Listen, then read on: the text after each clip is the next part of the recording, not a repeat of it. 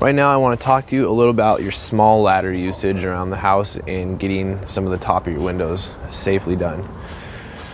Leverage is a big important part about actually getting your windows clean. You don't want to be reaching for stuff. You'll notice the top from the inside because you're standing a little higher inside than you are on the outside. So you'll notice those things from the actual inside of the window. You're going to need about, anywhere from a 4-inch. If you need a step stool, then get a step stool. But I recommend anything about 4 feet to 8 feet in length, okay? You want to use these for instance right here. Yeah, I can reach that.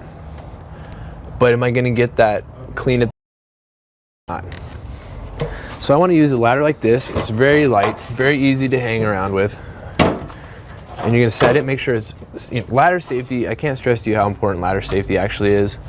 Always be safe on your ladders, make sure everything's stable, make sure nothing's around the way. Make sure your ground is actually clear.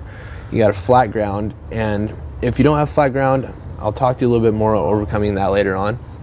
But right now we do, so let's just be thankful for that. Stepping on your ladder, make sure it's stable, and getting to a safe part in the ladder.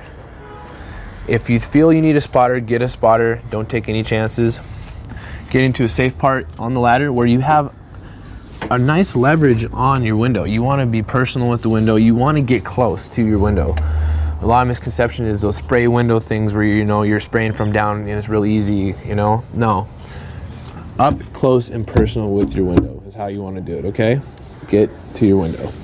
And that does it for the small ladder usage. Next, I'll be talking about how to maneuver your ladder inside and out of your house.